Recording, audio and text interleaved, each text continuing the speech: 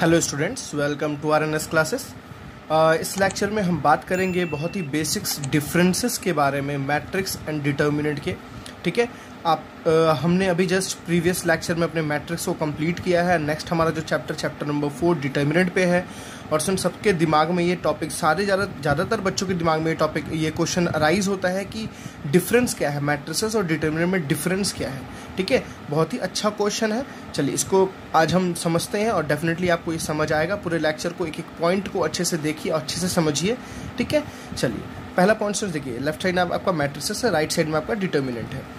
पहला पॉइंट देखिए, matrix is a representation of element in rows and column. Matrix आपको मैंने समझाया था, मैट्रिक्स जब आपको मैंने पढ़ाया था तो मैट्रिक्स क्या था स्टूडेंट्स, वहाँ पे हमने पढ़ी थी matrix is a representation, is a array of elements और डाटा। मैट्रिक्स मतलब क्या है, एक हम डाटा को जब रिप्रेजेंट करते हैं, ठीक है ना, एक बस डाटा को रिप्रेजेंटेशन है, एक एरे के फॉर्म में रिप्रेजेंटेशन है, this is only a matrix. But determinant क्या है स्टूडेंट्स, डिटर्मिनेंट हम एक रिप्रेजेंटेशन भी कहते हैं, डिटर्मिनेंट एक रिप्रेजेंटेशन भी कहते हैं और डिटर्मिनेंट की हम एक वैल्यू भी कैलकुलेट करते हैं। ठीक है, determinant is also a representation but we can also calculate the value of determinant. हम मैट्रिक्स की कोई वैल्यू कैलकुलेट नहीं कर सकते। हम जैसे ये नहीं बोल सकते यहाँ 1 है, यहाँ 2 है, यहाँ 3 है, यहाँ 4 है, तो इस मैट्रिक्स की वैल्यू 2 आई, इस मैट्रिक्स की वैल्यू 5 आई, इस मैट्रिक्स की वैल्यू समथिंग कुछ भी आई, रियल चाहे कॉम्प्लेक्स चाहे कुछ भी। बट हम डिटर्मिनेंट में बोल सकते हैं कि एक डिटर्मिनेंट है, जब फॉर एग्जांपल यही डिटर्मिनेंट है आपके पास 1 2 3 4, तो इसकी वैल्यू समथिंग कुछ भी कांस्टेंट आई है, यहाँ पे वैल्यू आती है, यहाँ वैल्यू नहीं आती। तो हमारा पहला पॉइंट क्या है, मैट्रिक्स इज अ रिप्रेजेंटेशन, ये केवल क्या है, representation of elements in rows and column. Determinant क्या है, determinant is a representation and we can also calculate the value of determinant. ठीक है ना, हम डिटर्मिनेंट की वैल्यू भी कैलकुलेट कर सकते हैं। अभी हम डिटर्मिनेंट में एंट्री लेंगे तो आपको जैसे ही एंट्री लेंगे स्टूडेंट्स, पहला यही क्वेश्चन है कि डिटर्मिनेंट की वैल्यू कैसे निकालते हैं। ठीक है ना, तो आपको बस मैं अभी डिफरेंस बता रहा हूँ, आप नेक्स्ट लेक्चर में मुझसे मिलेंगे तो आपको सारे कॉन्सेप्ट क्लियर हो जाएंगे, वैल्यू कैसे निकालते हैं। ठीक है, अभी आपका क्वेश्चन ये नहीं होना चाहिए कि वैल्यू कैसे निकालते हैं, अभी आपको बस समझना है दोनों में अंतर क्या है, डिफरेंस क्या है। चलिए नेक्स्ट पॉइंट क्या है स्टूडेंट्स अपना, it is represented by square bracket. आपको पता होगा मैट्रिक्स आपने पूरा चैप्टर पढ़ के आया, तो मैट्रिक्स हम किससे रिप्रेजेंट करते हैं कि स्क्वायर ब्रैकेट से। ठीक है ना, हम ऐसे एक स्क्वायर ब्रैकेट लगाते हैं, मैट्रिक्स का ये रिप्रेजेंटेशन है। और सिंस डिटर्मिनेंट का रिप्रेजेंटेशन क्या है, पैरेलल लाइंस। फॉर एग्जांपल हमें यही मैट्रिक्स को डिटर्मिनेंट में लिखना है तो हम कैसे लिखेंगे, 1 2 3 4। ठीक है ना, और इसकी वैल्यू कैसे लिखते हैं स्टूडेंट्स, इसकी वैल्यू हम डिटर्मिनेंट ए लिखते हैं लाइक दिस। ये मॉड नहीं है, ठीक है ना, ये मॉड नहीं है, ये रिप्रेजेंटेशन है। ये क्या है, representation, this is not a mod.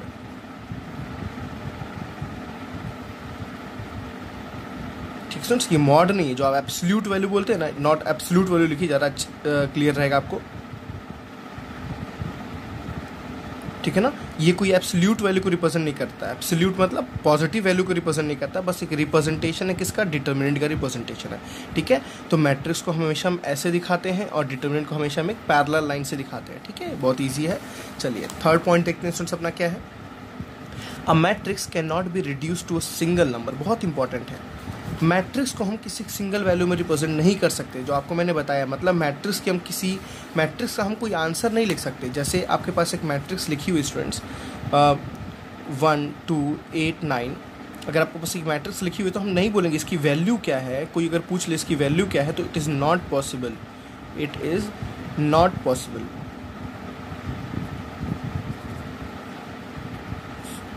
It is not possible, matrix की वैल्यू निकालना पॉसिबल नहीं है। ये केवल क्या है, एक रिप्रेजेंटेशन है। डिटर्मिनेंट की वैल्यू हम निकाल सकते हैं। Determinant can be reduce to a single number. Determinant को हम सिंगल नंबर में रिड्यूस कर सकते हैं, कांस्टेंट वैल्यू में रिड्यूस कर सकते हैं। फॉर एग्जांपल मैं अगर इसी मैट्रिक्स को लूँ स्टूडेंट्स, क्या था मैट्रिक्स आपके पास 1 2 3 9। ठीक है ना, अगर मुझे कोई बोले इसकी वैल्यू कैलकुलेट करो, ठीक है ना, इसकी वैल्यू कैलकुलेट करो, तो क्या, सॉरी यहाँ 8 था, मैं गलती से, कोई दिक्कत नहीं है।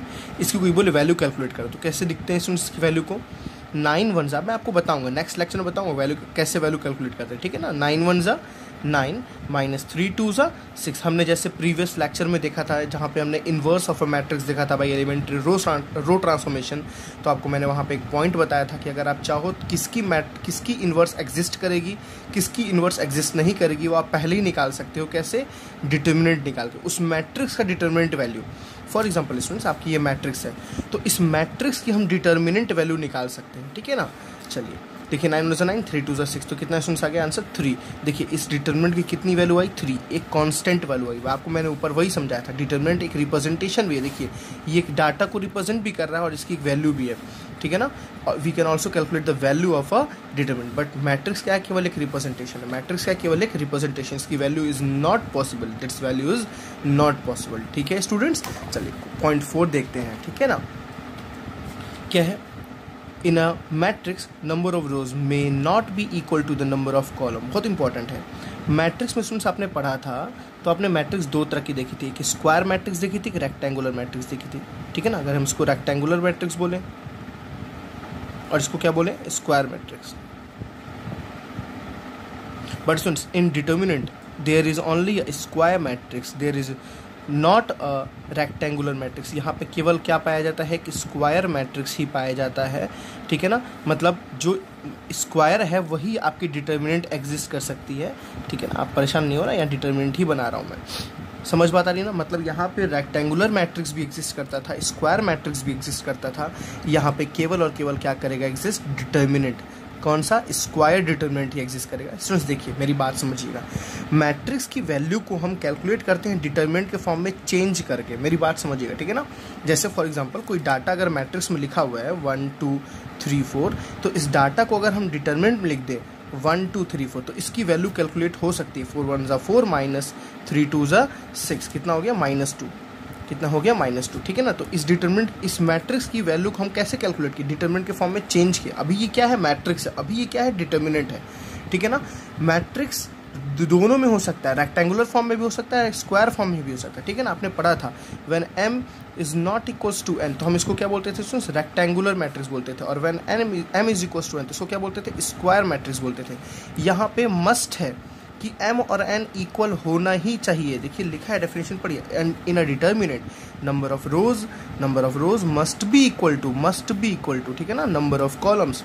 कभी भी आप रेक्टेंगुलर डिटर्मिनेंट नहीं देखेंगे, इसको याद रखिएगा। कभी भी आप रेक्टेंगुलर डिटर्मिनेंट की वैल्यू कैलकुलेट नहीं करेंगे, ठीक है। हमेशा स्क्वायर डिटर्मिनेंट की वैल्यू को कैलकुलेट करेंगे। तो आपको यहाँ से एक पॉइंट समझ आए स्टूडेंट्स कि every square matrix, ठीक है ना, every square matrix can be represented in the form of a determinant, ठीक है।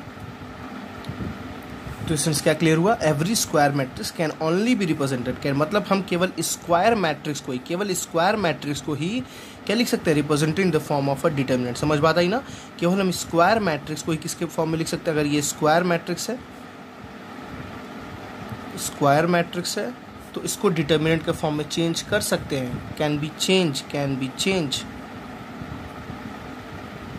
बट अगर इसमें रेक्टेंगुलर मैट्रिक्स है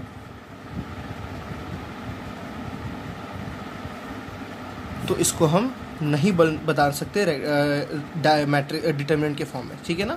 मतलब देखिए हम बदलते नहीं, हम वैल्यू कैलकुलेट करते हैं। कोई बोले इस मैट्रिक्स की वैल्यू कैलकुलेट करी, तो कैसे कैलकुलेट करते हैं, पहले डिटर्मिनेंट के फॉर्म में चेंज करते हैं, फिर उसकी वैल्यू कैलकुलेट करते हैं, ठीक है स्टूडेंट्स।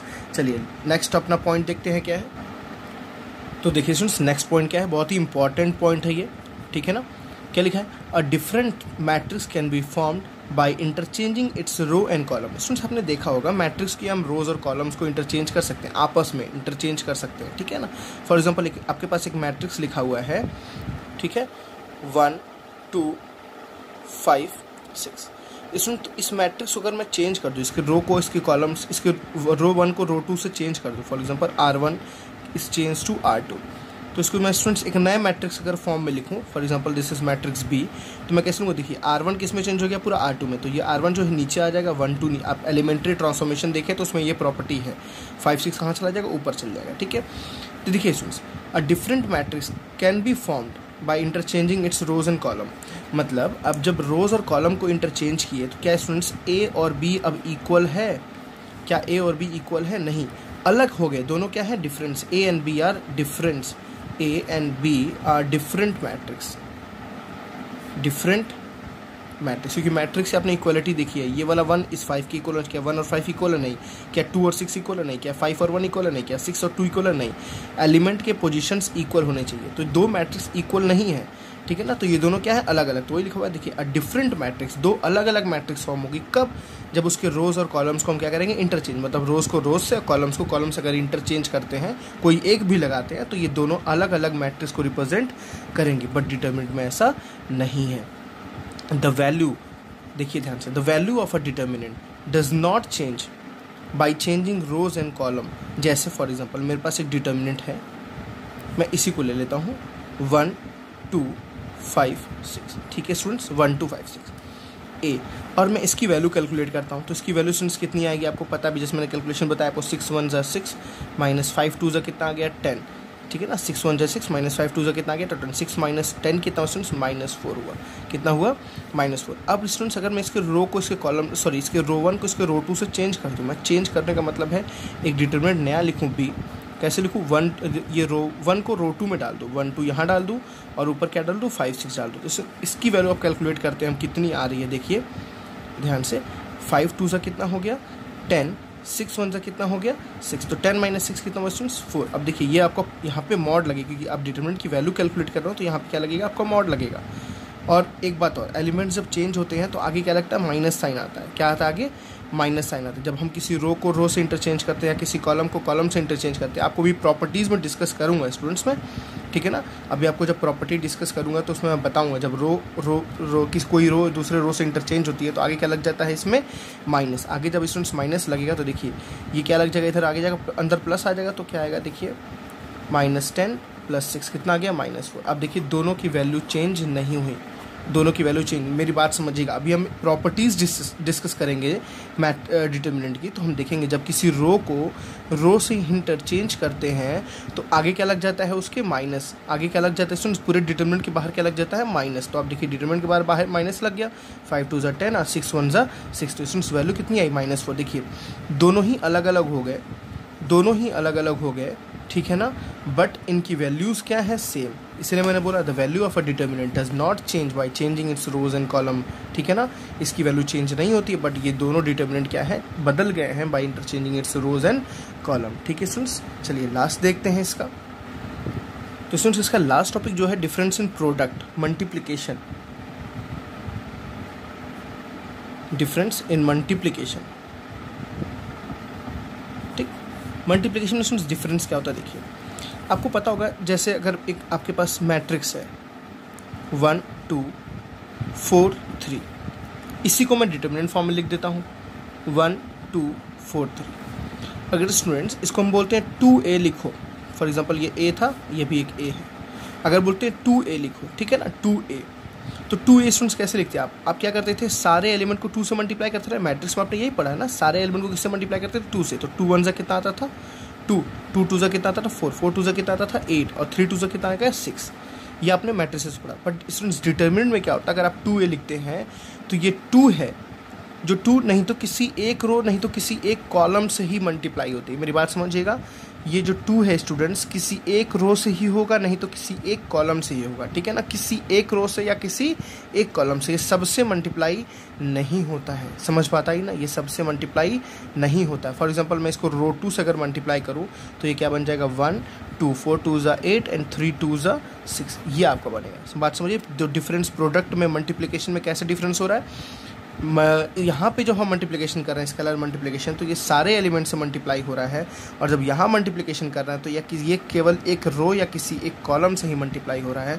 ये डिफरेंस है। ये सारी बेसिक्स थी। अभी हम जब डीप में डिस्कस करेंगे, आगे जब पढ़ेंगे तो इसके बेसिस पे हम क्वेश्चंस करेंगे, तो आपको समझ आएगा हाँ मल्टीप्लिकेशन कैसे करते हैं, प्रॉपर्टीज़ क्या लगाते हैं, रो और कॉलम को कैसे इंटरचेंज करते हैं, वैल्यू कैसे कैलकुलेट करते हैं। अभी मैंने आपको बस एक छोटा सा डिफरेंस बताया है कि आपके कॉन्सेप्ट्स क्लियर हो जाएं कि मैट्रिक्स और डिटर्मिनेंट में क्या डिफरेंस है। तो पहला हमने डिफरेंस देखा स्टूडेंट्स, मैट्रिक्स एक रिप्रेजेंटेशन है, कोई वैल्यू नहीं कैलकुलेट होती है। डिटर्मिनेंट क्या है, एक रिप्रेजेंटेशन भी है और एक क्या है, वैल्यू भी कैलकुलेट होती है। दूसरा हमने क्या देखा, मैट्रिक्स को हम इस स्क्वायर ब्रैकेट से दिखाते हैं, डिटर्मिनेंट को हम पैरेलल लाइन से दिखाते हैं। अ matrix can not be reduce in a single form, matrix को हम किसी सिंगल एक वैल्यू नहीं लिख सकते इसकी, ठीक है, इसकी कोई एक सिंबल वैल्यू, एक कांस्टेंट वैल्यू नहीं आती है।